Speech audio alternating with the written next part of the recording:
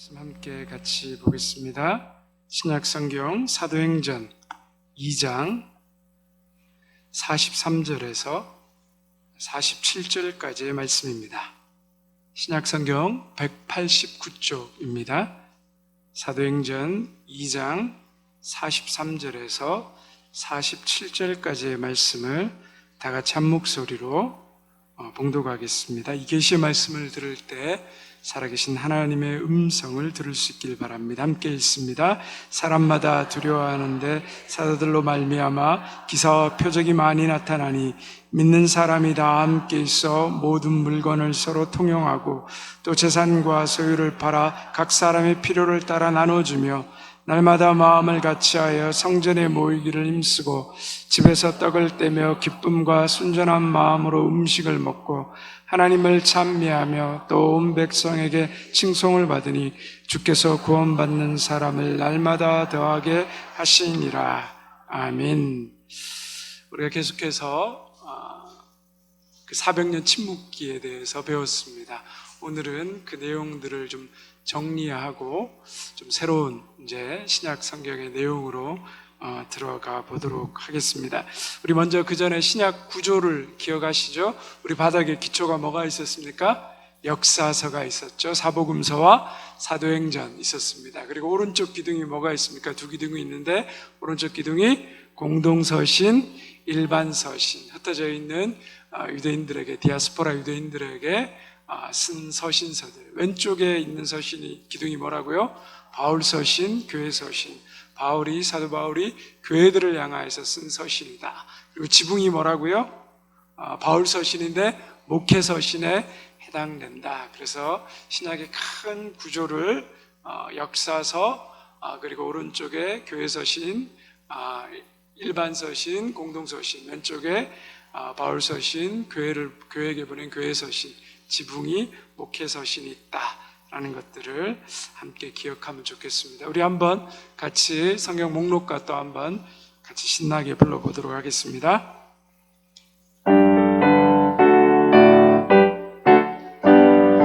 마태, 마가, 누가, 요한, 사도행전, 로마서, 고린도, 전후, 갈라디아서, 에베소서, 빌립보, 골로새, 데살로니가, 전후서, 디모데, 전후, 디도서, 빌레몬이, 무리아, 고고, 베드로, 전후, 요한, 1, 2, 3, 유다서, 요한, 계시록, 구약 39권,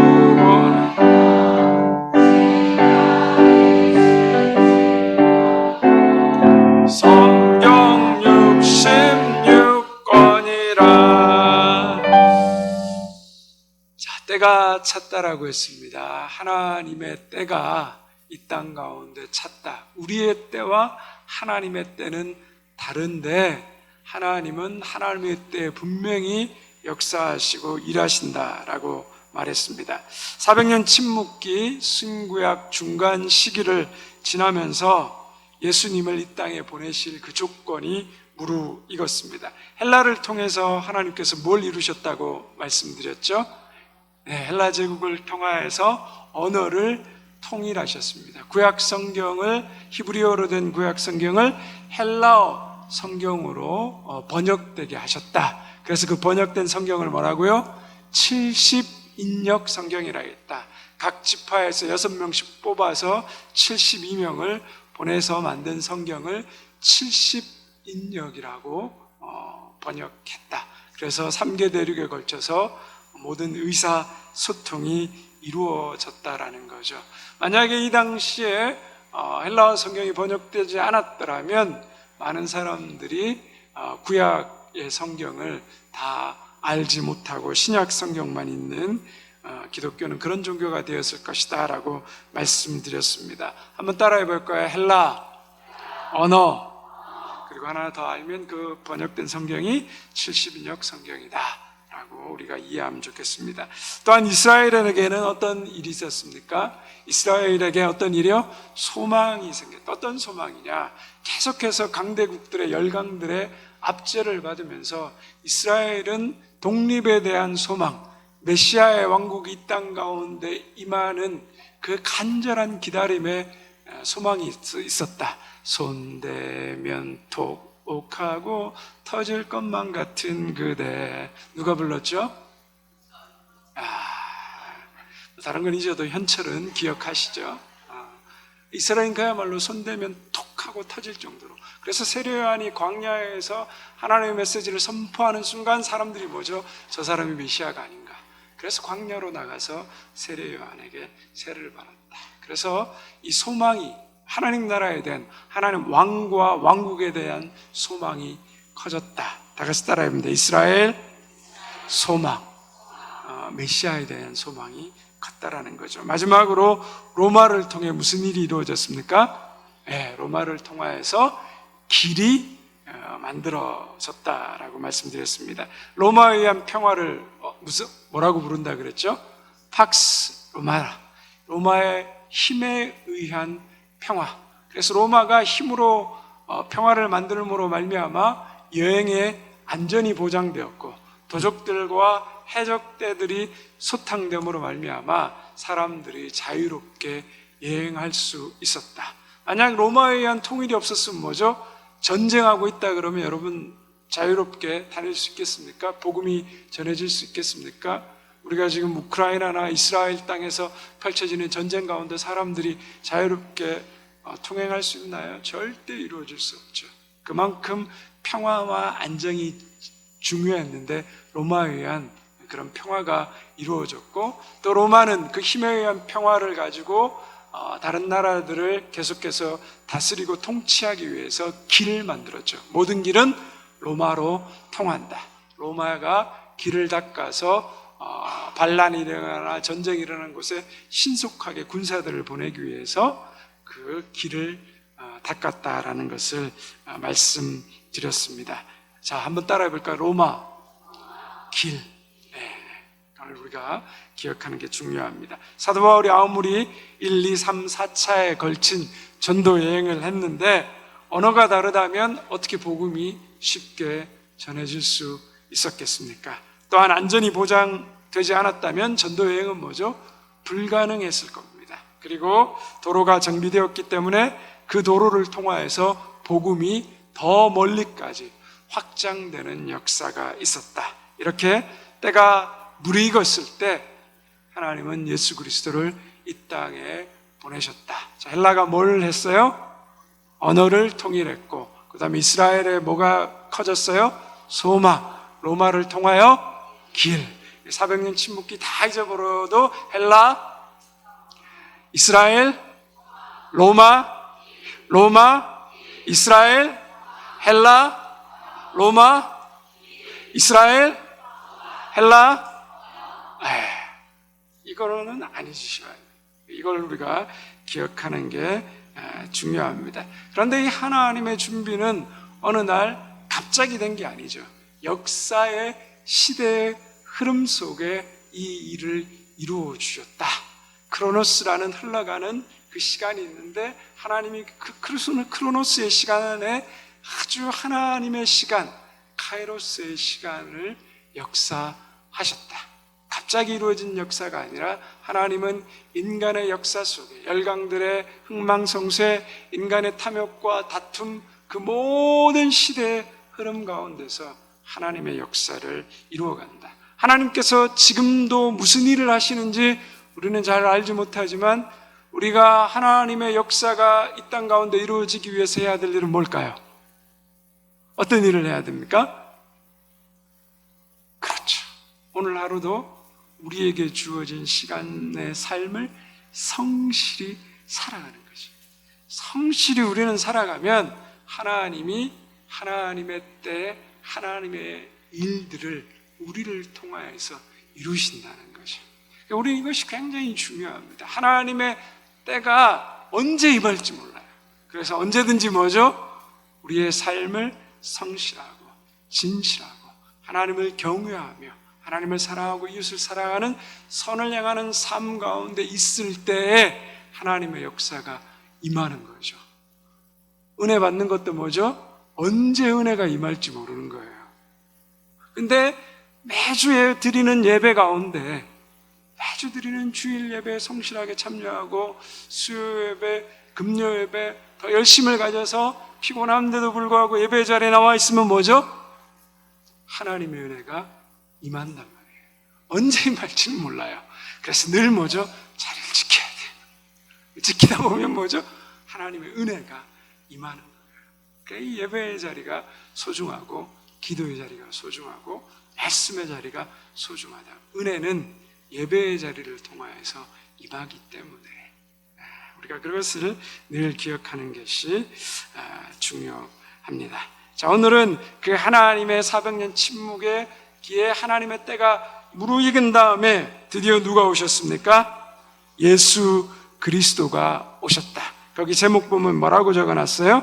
역사의 중심점 예수 그리스도. 우리가 그래서 BC와 AD로 나누어진다라고 이야기합니다.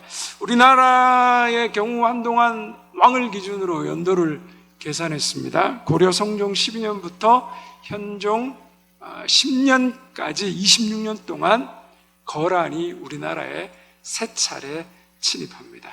조선의 선조 25년에 임진왜란이 일어났다. 이렇게 역사를 기록하고 기억하는 것들을 우리가 많이 보죠.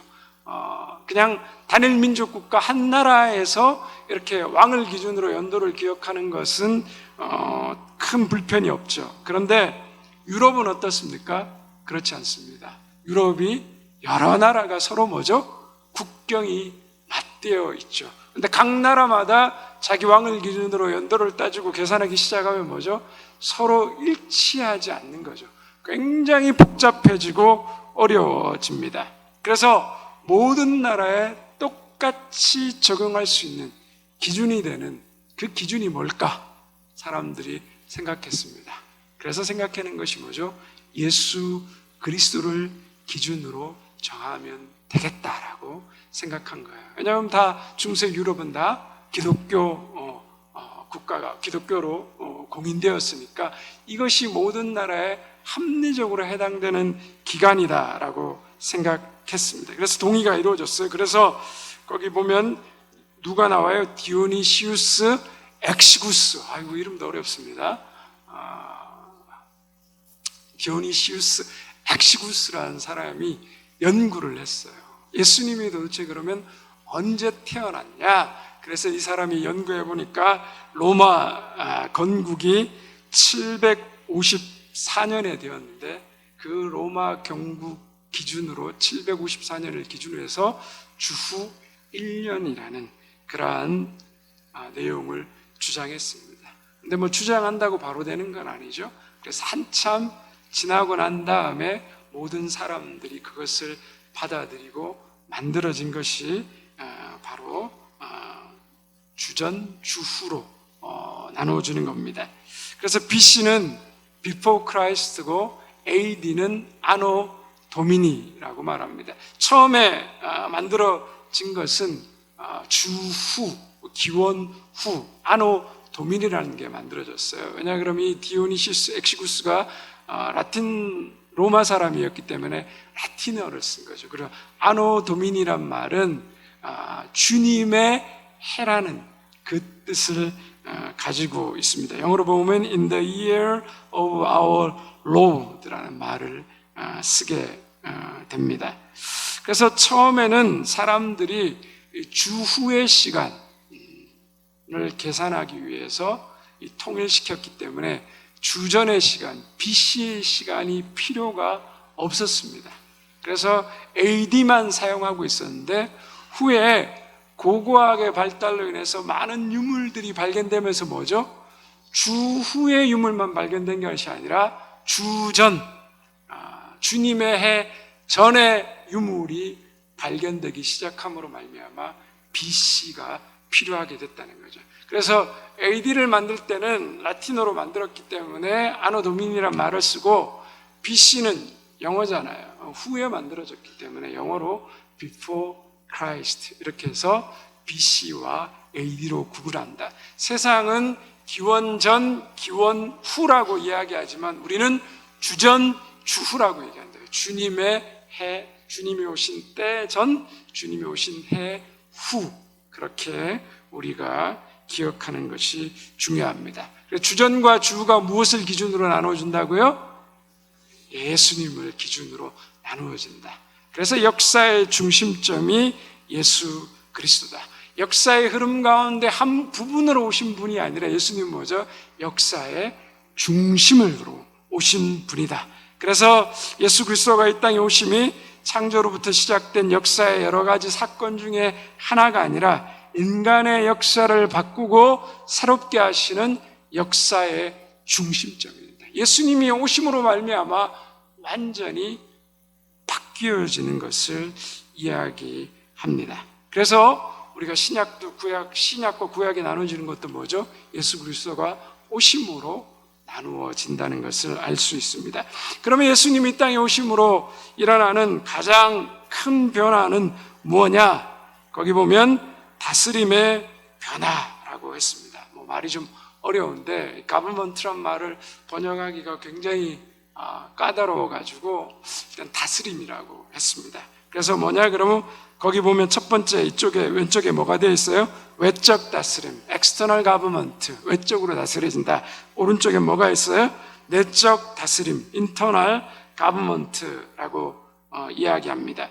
많은 세속주의 사람들은 BC, AD로 나눠진 게 마음에 안 들어요. 그래서 이걸 계속 없애려고 하죠. 근데 없애지 못하죠. 왜냐하면 이미 만들어졌고 모든 사람들이 쓰고 있기 때문에 없애지 못합니다. 역사에서 예수 그리스도를 인정하지 않고 받아들이지 않기 때문에 그 흔적을 지우고 싶어 합니다. 그리고 예수 그리스도가 왔다고 역사에 큰 변화가 일어나지 않았다라고 세상의 사람들은 이야기하죠. 그러나 예수 그리스도가 오심으로 말미암아 가장 큰 변화는 주전과 주후로 나눠진 것보다 더 큰 변화는 다스림의 변화가 일어났다. 예수님이 이 땅에 오심으로 말미암아 다스림의 형태의 변화가 일어났다는 거죠. 예수님이 오시기 전에 이 땅의 그 질서는 다스림은 뭐예요? 강력한 힘에 의한 통치였습니다. 한 독재자에 의한 통치였습니다. 한 사람의 왕이나 힘을 가진 자에 의해서 뭐죠? 세상이 통치받고 다스렸습니다. 힘이 세면 짱이죠. 세계의 열강들이 어떻게 세계를 정복했습니까? 힘으로 정복했습니다. 그리고 한 사람의 왕이 모든 권력을 거머쥐었습니다. 왕이 한마디 하면 다 죽을 수도 있고 살 수도 있는 그러한 세상이었습니다. 그래서 한 사람의 힘에만 의존하는 시대죠. 그래서 세상에 왕을 바라보고 왕의 말을 듣고 왕의 명령만을 지키며 살아가는 그런 시대였다는 거죠. 하나님을 바라보지 않고 한 사람의 그 말에 의존하게 되는 것. 우리가 아는 것처럼 역사의 아수르나 바벨론이나 페르시아나 헬라나 로마나 우리가 지금까지 쭉 보았지만 뭐죠? 왕이 곧 법이었습니다. 그래서 그 다스림의 형태는 뭐죠? 독재자입니다. 그리고 위로부터 아래로의 다스림입니다. 하나님이 있으면 그 아래 뭐죠? 왕이나 교황이 있습니다. 그 아래 이런 또 정부로 말하자면 국무총리나 대신들이 있겠죠. 중세 시대에는 교황이 있고 사제가 있고 그 아래 일반 평민이 있고 이렇게 내려가는 수직적 구조로 되어 있죠. 그래서 말하자면 우리가 소위 정치로 말하자면 전제 정치로 다스려지는 시대였다는 거죠. 구약 성경에도 보면 이스라엘 백성들을 하나님이 어떻게 하셨어요? 율법으로 다스렸습니다.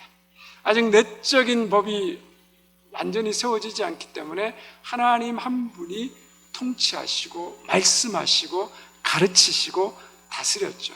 그래서 우리가 출애굽기 18장에 보면 이런 얘기가 나오죠.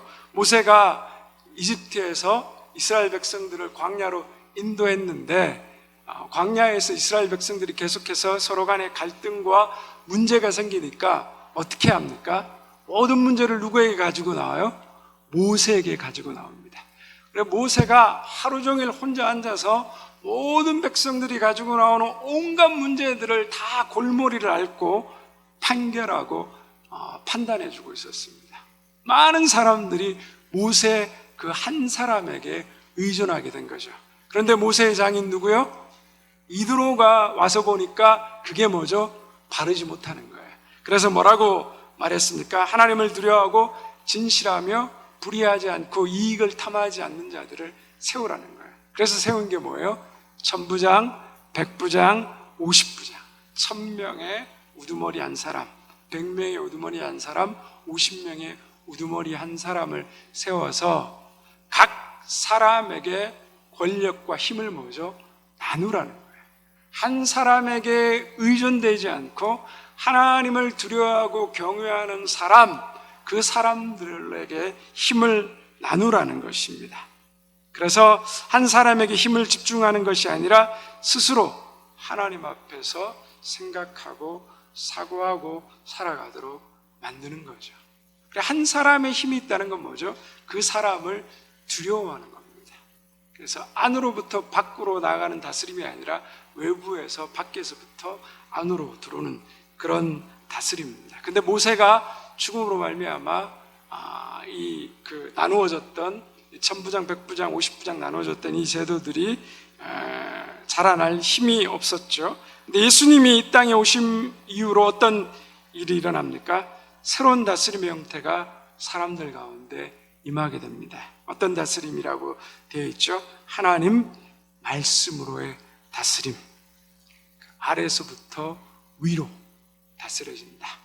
그리고 하나님이 있으면 수직적으로 세워지는 것이 아니라 하나님이 여기 있고 왕도 여기 있고 그리고 사제도 여기 있고 교황도 여기 있고 일반 사람들도 다 평등하게 다스림을 받는 그러한 형태의 다스림이 이루어졌다라는 겁니다. 하나님은 인간을 창조하실 때 뭐죠? 각 개인이 누구에게 다스림 받도록 했어요? 왕에게? 다른 사람에게? 아니요. 각 개인이 하나님으로부터 다스림을 받도록 했습니다. 그 전에는 하나님께 나아가려고 그러면 거쳐야 됐어요. 이렇게 사제를 거치고 교황을 거치고 하나님 앞에 못 나가는 거예요. 바로 그리고 제사장을 거쳐야 되고 성전에도 마음대로 갈 수가 없고 성막에도 갈 수가 없고 그런데 예수님께서 이 땅에 오심으로 말미암아 뭐죠? 누구든지 하나님 앞에 자유롭게 나아가게 되었고 누구를 거치지 않고 하나님의 직접적인 다스림 가운데 들어가야 된다는 것을 우리에게 변화를 보여주셨습니다. 왜 예수님이 인간의 몸을 입고 이 땅에 오셨어요? 우리와 똑같은 인간의 모습으로 입고 오셔서 어떻게 하나님과 관계하고 하나님의 다스림을 받는지에 대해서 우리에게 보여주셨습니다. 그 대표적인 다스림의 변화가 오늘 우리가 읽었던 사도행전 2장 43절에서 47절의 말씀입니다. 초대교회 성도들이 어떻게 했어요? 모든 사람들이 함께 모여서 다 물건을 서로 통용하고 재산과 소유를 팔아 각 사람의 필요를 따라 나누어졌다라고 말하고 있습니다. 자, 동일한 믿음과 생각을 가진 사람들의 모임이 만들어졌어요. 왕에 의해서 통치자에 의해서 모이지 마라 이게 아니라 하나님을 믿는 믿음을 고백하는 사람들, 같은 생각과 같은 마음을 가진 사람들이 믿음으로 모이기 시작했다는 거예요. 그리고 뭐죠? 자신의 소유와 재산을 팔았다.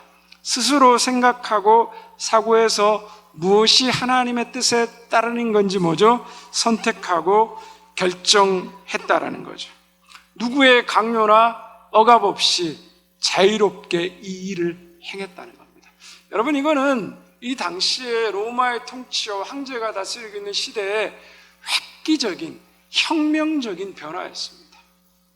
왕의 말이 곧 법인 시대였고 누구든지 왕의 말만을 따라야 되는 시대에 스스로 하나님의 말씀을 가지고 사과하고 생각하고 선택하고 결정하는 것은 당대의 생각으로는 도저히 일어날 수 없는 혁명적인 변화입니다. 예수 그리스도가 이 땅에 오심으로 만들어준 변화라는 거죠. 초대교회의 이 선택적인 모습은, 사람을 스스로 뽑고 지도자를 세우는 이 모습은 우리는 지금 너무 당연한 것 같지만 있을 수 없는 일입니다. 왕이 지명하지 자기들 내에서 동의하고 그리고 자신들의 의사를 받아들여서 지도자를 세운다는 것은 있을 수 없는 일 가운데 하나였다는 겁니다. 그래서 자발적인 연합과 내적인 동의를 통하여서 이루어지는 그 내적 다스림이 이루어지게 된 거죠. 그래서 그 전에 왕에게, 독재자에게 지배받을 때는 뭐죠? 의존적이었어요. 그러나 하나님 말씀에 의한 다스림과 지배를 받을 때는 뭐죠? 독립적인 거죠. 여러분, 하나님의 말씀이 나에게 있습니다. 그 말씀을 읽고 생각하고 그 말씀에 따라서 사고하고 선택하고 순종하는 것은 뭐죠? 누구를 의존하는 게 아니라 하나님 앞에서 내가 개인적으로 스스로 결정하게 된다는 거죠. 그래서 이것은 외적인 어떤 두려움과 강압에 의한 그런 외부로부터의 변화가 아니라 뭐죠? 내 안에서 하나님 말씀을 사고하고 생각하고 그것이 맞나 그렇지 아니한가에 따라서 선택된 결정이라는 겁니다. 그래서 안으로부터 밖으로의 변화를 가져왔다는 것입니다. 그래서 예수님이 오시기 전에는 이 땅의 모든 것이 한 사람 독재자 왕에 의한 다스림과 통치의 다스림이었다면 예수님이 오심으로 말미암아 뭐죠?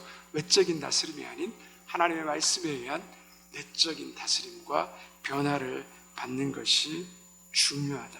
그래서 기독교의 영향력은 외적인 것으로부터 오는 것이 아니라 뭐죠? 우리 안에 내적인 변화로 일어난다. 하나님의 말씀에 의한 회개와 믿음과 은혜와 사랑과 그 하나님의 말씀에 의한 뭐죠? 변화, 동의가 우리를 새롭게 하고 변화시킨다는 겁니다. 그래서 예수님이 오셔 다스림이 변화되면서 진리의 보편성, 그전에는 진리를 누가 갖고만 있었어요? 교황만 갖고 있었어요. 사제만 갖고 있었어요. 아무도 하나님의 말씀에 대한 스스로 결정하고 할 수 없었어요. 그런데 예수님의 오심으로 말미암아 진리가 너희를 자유케 하리라. 예수 그리스도를 구주로 믿고 소유하는 그 순간 우리 안에 새로운 진리의 자유함이 있습니다. 모든 사람들이 진리를 알게 되죠. 오늘날 이 예수 그리스도 오심으로 말미암아 그리고 종교개혁자들의 순교와 성경을 번역하고 소수치권층만 가진 그 진리를 모든 사람이 알 수 있도록 성경을 번역하고 깨닫고 알게 하는 것, 그래서 이것이 진리의 보편성으로 우리에게 주어져 있다. 그래서 하나님께서 진리를 예수님을 통하여서 보여주심으로 일하는 방식이 달라졌다. 우리의 이성과 우리의 마음에 하나님이 말씀하셔서 우리 스스로가 사고하고 결정하고 결단해서 하나님을 선택할 건지 선택하지 않을 건지 그것을 우리에게 맡기셨단 말이죠. 그래서 선택하고 나면 그 결정의 책임은 누구에게 주어져요? 나에게 있는 거예요. 그래서 핑계치 못하는 거예요. 왜냐하면 하나님이 이 모든 선택과 자유를 우리에게 주셨기 때문에 내가 선택한 결과에 대한 책임은 뭐죠? 내가 져야 되는 거예요. 그래서 하나님의 심판대 앞에 서면 뭐죠? 각자 선택한 대로, 행한 대로 하나님이 심판하신다는 것을 우리가 기억할 필요가 있습니다. 자, 그러면 여러분, 한 나라를 변화시키는 가장 좋은 방법은 뭘까요? 한 나라를 변화시키는 방법. 여러분, 교통법규를 잘 지키려면 어떻게 하면 됩니까? 벌금을 와장창 세게 오지게 때리면 교통법규가 잘 지켜질까요? 물론 좀 지켜지겠죠. 두려움이 있으니까. 엄청난 벌금을 내면, 진짜 제가 미국에 있을 때 뭐 조금만 속도 위반하면 뭐 500불 막 이렇게 막 때려요. 50만 원씩. 그러면 진짜 미국 사람들도 교통 경찰한테 걸리면 막 울더라고요. 막. 이게 너무 세니까 벌금이. 그러면 조심하지만 그래도 어떻게 해요? 위반한 사람은 여전히 위반하고 걸립니다. 그리고 교통법규가 사라지면 어떻게 됩니까? 외적인 힘에 의해서 그렇게 지켜졌던 질서는 개판이 되는 거죠. 법이 사라지게 되면. 그래서 정말 변화는 뭐죠? 사람의 내면이 진리에 의해서 변화될 때, 이 내면이 그리스도 안에서 새로운 그 지음을 받을 때 우리가 참된 변화를 가져오는 거죠. 뭐 이렇게 한동대 같은 경우에 무감독 시험을 봅니다. 시험을 보는데 감독이 없어요. 외적으로 어떤 컨닝을 하지 않는 것이 아니라 우리가 당연히 하나님의 사람으로서 하나님 앞에 정직함을 우리가 분명히 깨닫는다면 뭐죠? 감독이 없어도 컨닝하지 않고 시험 본다는 거죠. 내적 다스림을 시험을 통하여서 가르치는 거죠. 자, 나라의 변화도 여러분 어떻습니까? 나라가 변화되려면 어떻게 해야 됩니까? 우리 얼마 전에 국회의원들 바꿨죠. 변화되던가요? 국회의원으로 안 돼. 대통령 바꿔야 돼. 열심히 대통령 뽑았는데 지금 뭐 또 탄핵 얘기 나오고 별 희한한 소리들 다 나오죠. 대통령에 의해서 나라가 바뀌던가요? 지금 미국도 트럼프랑 바이든이랑 대선하고 있는데 뭐 우리나라 못지 않습니다. 막장입니다. 정말 그야말로.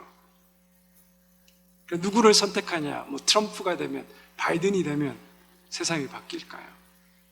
여러분 그렇게 해서 바뀌던가요? 대통령 몇 번 바꿔보셨습니까? 살아온 연도에 따라서 바뀌었는데 바뀌지 않는다는 거죠. 그죠?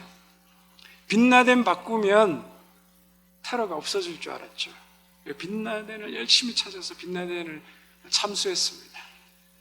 놔두면 젖단 날 것 같으니까 죽여서 바로 비행기 실어서 항공모함 데리고 나가서 바닷가에 DNA만 확인하고 신분 확인하고 바로 버렸습니다. 그거 가지고 있으면 난리 나겠죠. 근데 테러가 없어졌습니까? 더 심각한 테러가 일어났습니다. 지금 이스라엘이 테러에 대한 보복으로 하마스를 팔레스틴 땅에 정말 엄청난 또 비극이 그 일로 통해서 행해지고 있습니다. 하마스 지휘부를 찾아서 제거하겠다고 하는데 여러분 그 지휘부가 제거되면 하마스가 이 땅에서 사라질까요? 그렇지 않습니다. 외적인 것으로는 뭐죠? 사람이 변하지 않습니다. 변화는 어떻게 해요? 우리 안에 하나님의 말씀, 진리에 의한 참된 변화만이 우리를 변화시키게 됩니다. 한 사람 한 사람의 내면이 뭐죠? 진리로 변화되는 거예요. 교회도 마찬가지예요. 오로 목사님 저한테 그러시다고요. 이렇게 목사님들 이렇게 목회할 때 뭐가 안 돼가지고 광고해서 여기 좀 봉사하는 사람 찾습니다. 백날 해도 안 되더라. 그래서 오로 목사님이 일부 찬양대 들어가셔서 사람들 모으셨다고. 그러니까 제가 담임 목사로 있는데 뭐 그런 말씀들을 하세요 저한테. 목사님이 말하면 다 순종합니다. 글쎄요.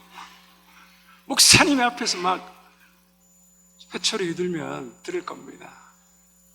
그게 참된 변화가 됩니까 여러분? 절대 안 됩니다. 그렇게 생각하시면 안 됩니다.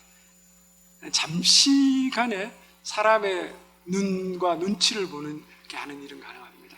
그러나 참된 변화는 뭐죠? 누가 얘기하고 강요하고 억지로 해서 하는 것이 아니라 하나님의 말씀에 의해서 내 내면이 변화될 때 하나님의 진리의 은혜가 내 내면에 가득 찰 때 그 하나님의 은혜와 사랑이 내게 얼마나 큰지를 깊이 깨닫고 그 하나님 말씀 앞에 내가 어떻게 반응해야 되는지를 우리가 깨닫게 될 때, 그래서 여러분 나라가 변화돼서 사회가 변화되고 직장이 변화되고 가정이 변화되는 게 아니라 참된 변화는 뭐죠? 한 사람에 의해서 변화됩니다. 역사는 한 나라에 의해서 바뀌어진 게 아니라 한 사람의 변화로부터 시작됐습니다. 한 사람이 역사를 움직여 갑니다. 하나님은 많은 사람을 데리고 일하는 게 아니라 진리의 변화받은 한 사람, 그 사람을 통해서 그 역사를 일으켜 가신다는 거죠. 그래, 한 사람이 변화되면 뭐죠? 가정이 변화됩니다. 그럼 술 먹고 깽판 치고 맨날 하던 가정이 하나님의 말씀과 복음의 진리로 변화돼 가지고 새로워지면 어떻게 됩니까? 그 아내가 살아납니다. 자녀들이 살아납니다. 가정이 살아납니다. 한 가정이 변화되면 뭐죠? 그가 속한 공동체가 살아납니다. 그 공동체가 살아나면 뭐죠? 그가 속한 사회가 변화되고, 그 사회가 변화되면 뭐죠? 나라가 변화되는 겁니다. 그래서 누가 뭐라 그래도 중요한 것은 우리 마음이 하나님의 말씀에 의해서 다스림받고, 그것이 그런가 그렇지 않는가 진리에 의해서 사고하고 생각해서 내가 오늘도 하나님 말씀 앞에 하나님 주신 은혜와 진리를 가지고 독립적으로 쓰는 것, 하나님의 말씀만이 나를 다스리고 하나님의 말씀에만 순종하는 사람이 되어야 돼요. 목사의 말에 다스림받고 목사에 순종하는 사람이 아니라 하나님의 말씀에 다스려. 목사 사람에게 순종하면 어떻게 해요? 같이 망합니다. 얼마나 많은 목회자들이 심각한 문제를 일으킵니까? 그 목사님이 하나님의 진리를 선포하고 있는지, 자기 생각을 선포하고 있는지 그 열매를 보고 좀 아시라는 거예요.